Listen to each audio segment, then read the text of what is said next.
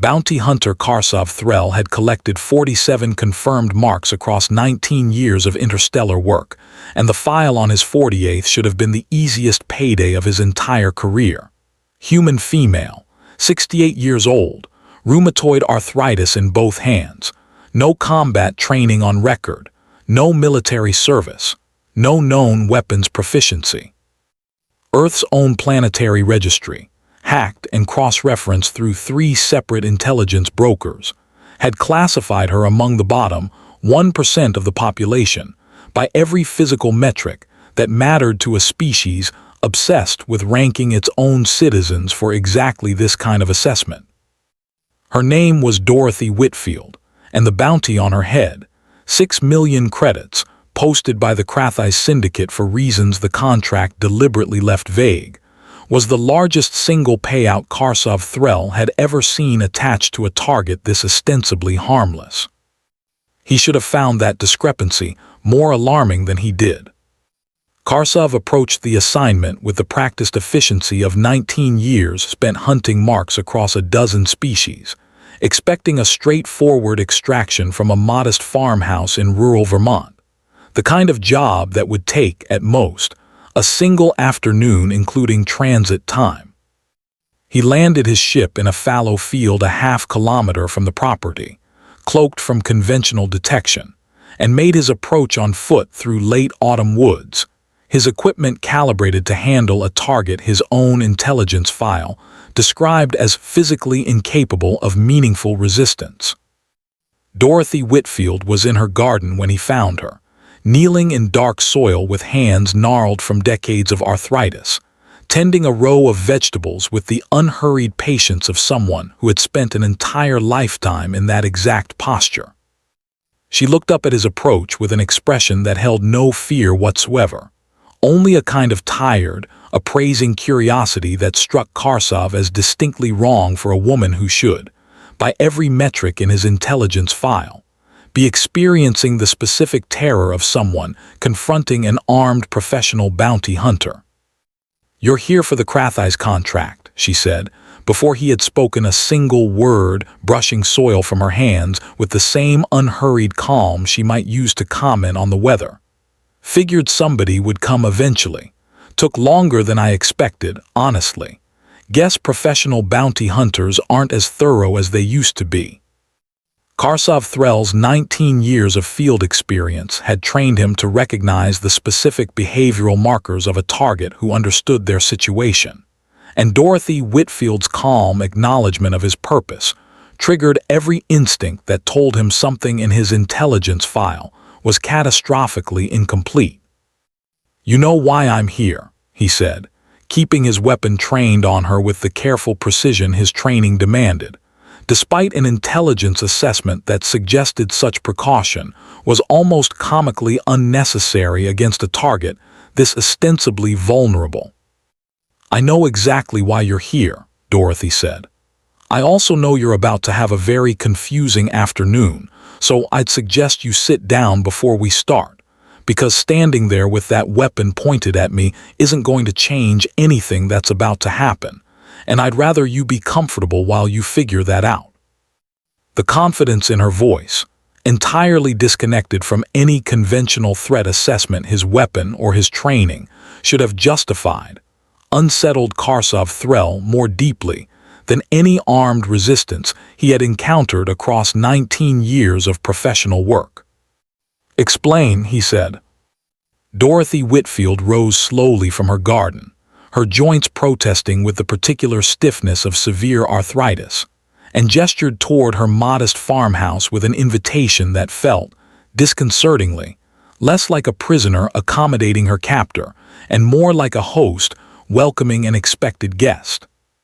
"The Krathai Syndicate wants me dead," she said, leading him toward the house with unhurried steps, "because 40 years ago, before this," she held up hands twisted by decades of disease, "before any of this, I spent 11 years as a field operative for an intelligence organization your syndicate's intelligence file apparently failed to mention, doing work in 6 different conflict zones that taught me things about patience, information, and leverage that your bounty contract's threat assessment clearly never bothered to research properly.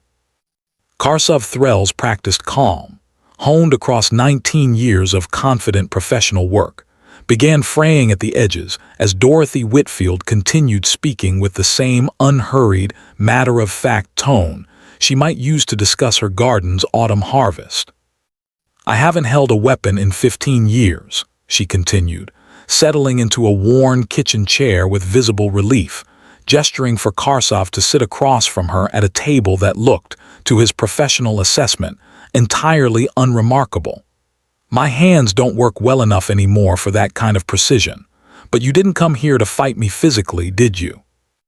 You came here because a file told you I was an easy 6 million credits, an old woman with bad joints and no combat capability, exactly the kind of straightforward extraction that pays well for minimal risk. I'd guess that file didn't mention what I actually did during those 11 years, or why the Krathai Syndicate is willing to pay 6 million credits to make sure a supposedly harmless retired farmer disappears permanently." "What did you do?" Karsov asked, his weapon remaining trained on her despite a growing, uncomfortable certainty that the physical threat his weapon represented was becoming increasingly irrelevant to whatever situation he had actually walked into. "I built networks," Dorothy said. "Information networks mostly. Financial tracking systems designed to follow illegal money across borders and eventually across star systems once humanity made contact with the wider galaxy. I spent 11 years learning exactly how organizations like the Krathai Syndicate move resources, hide assets, and launder the proceeds of operations they'd prefer nobody ever traced back to them. When I retired, I didn't stop watching. Habits like that don't really go away, not completely, even when your hands get too unreliable for field work. I've spent the last 15 years quietly maintaining exactly the kind of financial intelligence network that makes organizations like the Krathai Syndicate deeply, personally uncomfortable, because I know precisely where several hundred billion credits worth of their assets are actually hidden, information they'd very much prefer stayed exactly as buried as they believe it currently is." Karsov-Threll felt the specific, sinking certainty of a professional who had begun to understand, with mounting clarity, that his 48th mark represented something considerably more dangerous than the straightforward extraction his contract had promised. "You're telling me the Syndicate wants you dead," he said slowly, "not because you're a threat to them physically, but because of information you're holding. Information I've been holding for 15 years, quietly, patiently, exactly the way I was trained to hold it during my 11 years of active service," Dorothy confirmed. "Information that, should anything happen to me, is configured to release automatically to 17 different regulatory and law enforcement bodies across both human and several allied alien jurisdictions, comprehensive enough to collapse the Krathai Syndicate's entire financial infrastructure within days. They know this. They've known it for years. The 6 million credit bounty isn't really payment for killing a harmless old woman, Mr. Threll. It's payment for taking on a job considerably more complicated than your contract's threat assessment suggested, one where my death doesn't actually solve their problem. It just triggers it." Karsov-Threll lowered his weapon slowly, the practiced instincts of 19 years of professional work recalculating a situation that bore almost no resemblance to the straightforward assignment he had accepted. "Why are you telling me this?" he asked. "If I complete this contract, your death triggers exactly the outcome you're describing. Why would you willingly provide that information to the person hired to kill you?" Dorothy Whitfield's expression carried something that might have been the ghost of genuine amusement, an old woman's patient satisfaction at watching a professional finally catch up to a situation she had already fully understood before he ever stepped foot on her property. "Because I've had 15 years to think about exactly this conversation happening eventually," she said, "and I've reached a fairly simple conclusion about human nature that's held up pretty well across every conflict zone I ever worked. Most people, even the ones who do dangerous work for money, aren't actually interested in dying pointlessly for a paycheck that turns out to be considerably more complicated than they were promised. I'm betting you're one of those people, Mr. Threll. I'm betting that when you understand exactly what completing this contract actually costs you, personally, you're going to make a considerably more informed decision than the one your original briefing prepared you to make. What does completing this contract actually cost me? Karsov asked, though some part of him had already begun to suspect the answer. Everything, Dorothy said simply. The moment I die, by your hand or anyone else's, that information releases automatically. Every intelligence agency with jurisdiction over the HFY Syndicate's operations will spend considerable resources identifying exactly who executed the contract that triggered their collapse. You'll become, within days, the single most wanted individual across at least 4 different jurisdictions, hunted by considerably more sophisticated and considerably better funded organizations than anything you've dealt with across 19 years of bounty work. The syndicate itself, in its final, desperate moments before total collapse, will almost certainly try to eliminate you as a loose end connecting them to my death, because dead bounty hunters can't testify about who hired them. You'll have completed a 6 million credit contract, Mr. Threll, and within a month, you'll likely be dead yourself, hunted by considerably more capable forces than an arthritic 68-year-old farmer, for the crime of successfully doing exactly what you were paid to do. Karsov Threll sat with that assessment for a long, uncomfortable moment, his professional instincts recalculating a threat landscape that had, within the span of a single conversation, transformed from an easy payday into what appeared to be a carefully constructed trap, one that had been waiting, patiently, for exactly this scenario for 15 years. You could have simply told me this from the start, he said, before I ever approached your house. Why let me walk in here with a weapon pointed at you, knowing exactly what would happen when I did? Because you needed to actually experience the moment where your file's confident threat assessment collided with reality, Dorothy said. If I'd simply broadcast this information to every bounty hunter who ever considered taking this contract, most of them would have assumed it was a bluff, a story concocted by a frightened old woman trying to talk her way out of an assignment. You needed to walk in here fully prepared to complete a straightforward extraction, and then sit across this table and understand, gradually and completely, exactly how wrong your original assessment actually was. That's the only way this conversation actually works, Mr. Threll. You have to arrive here already convinced I'm exactly as harmless as my file suggests, so that watching that assumption collapse carries enough weight to actually change your calculation.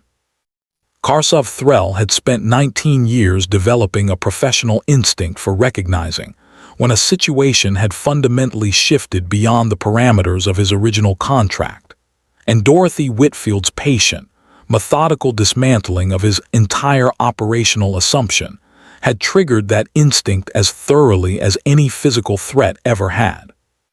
What happens now, he asked, if I choose not to complete this contract? Then you walk away, Dorothy said. I'm not interested in revenge or leverage against you personally, Mr. Threll. I'm 68 years old, my hands don't work properly anymore, and I've spent 15 years maintaining a defensive network specifically designed to make my death considerably more costly than my life for anyone who might consider ordering it. I don't need anything else from you beyond your decision to leave. The HFY Syndicate will likely send other hunters, eventually, once word gets back that you decline the contract. Most of them will make the same calculation you're making right now, once they actually sit down and understand what completing this job genuinely costs them. Organizations like the Syndicate tend to eventually run out of hunters willing to accept a job that's considerably more likely to get them killed than to actually pay out cleanly. Karsov Threll stood slowly, holstering his weapon with the particular deliberateness of a professional recalculating an entire career's worth of assumptions about what made a target genuinely dangerous. Your file listed you as Earth's weakest citizen, he said. Bottom 1% by every physical metric available. I've hunted marks with considerably more combat training, considerably more physical capability, and none of them left me feeling like I'd just avoided the worst mistake of my career. But physical capability was never really the point, Mr. Threll, Dorothy said, walking him back toward her front door with the same unhurried patience she had shown throughout the entire encounter. I spent 11 years learning that the most dangerous people aren't always the ones who can win a fight directly. Sometimes, they're just the ones patient enough to build something that makes fighting them directly a considerably worse option than simply walking away. My body gave up on being useful for fieldwork a long time ago, but patience, information, and 15 years of careful preparation, those don't require strong hands, or good joints, or any of the physical metrics your original file probably weighted most heavily. They just require the willingness to spend a very long time building a problem that's considerably worse for anyone who tries to solve it through violence than any solution violence could actually provide. Karsov Threll left Dorothy Whitfield's farmhouse that afternoon without completing his 48th contract, the first assignment in 19 years of professional work he had walked away from entirely, and spent the following weeks quietly verifying, through his own considerable network of intelligence contacts, that everything she had told him was, in fact, precisely and completely true. The Krathai Syndicate, he learned, had indeed lost 3 previous hunters to this exact contract over the preceding 2 years, each one departing Dorothy Whitfield's property with the same calculation he had ultimately made, understanding that 6 million credits meant considerably less than continued survival once the actual scope of the situation became clear. The syndicate had continued posting the contract regardless, apparently gambling that eventually, someone sufficiently desperate or sufficiently overconfident would complete it anyway, triggering a collapse the organization's own leadership had apparently begun quietly preparing contingencies for, unable to find any solution that didn't ultimately require accepting the very outcome they had spent 15 years trying to prevent. Dorothy Whitfield passed away 4 years later, at the age of 72, of causes entirely unrelated to her decades-long conflict with the Krathai Syndicate, having spent her final years exactly as she had spent the 15 preceding them, tending her garden in rural Vermont with hands too unreliable for anything more demanding than turning soil and pulling weeds. Her defensive network activated precisely as designed upon her death, releasing 15 years of carefully maintained financial intelligence to regulatory and law enforcement bodies across a dozen jurisdictions, triggering exactly the collapse the Krathai Syndicate had spent years trying to prevent through a bounty contract that no hunter in the end had ever been willing to actually complete. Karsov Threll, reflecting on the encounter years later in an interview he gave, reluctantly, to a journalist compiling accounts of the syndicate's eventual collapse, offered an assessment that would become, within professional bounty hunting circles, a frequently cited cautionary lesson about the specific danger of trusting threat assessments built purely on physical capability. 19 years in this business, I thought I understood exactly what made a target dangerous, he said. Combat training, weapons proficiency, physical capability, all the metrics that show up clean on an intelligence file. Dorothy Whitfield had none of that, not anymore, and she was still the single most dangerous person I ever walked into a room with, because she understood something I hadn't fully appreciated until that exact conversation. Real danger isn't always about what somebody can do to you directly. Sometimes it's about what they've spent years patiently building, quietly, waiting for exactly the moment someone underestimates them enough to force the question. She didn't need strong hands or combat training to be the most dangerous person on that contract. She just needed 15 years of patience and the certainty that anybody who actually understood the full situation would eventually make the same calculation I did. I've hunted 47 marks across my career, every one of them rated considerably more dangerous than Dorothy Whitfield on paper. None of them ever came close to making me reconsider my entire career, the way one afternoon in her kitchen did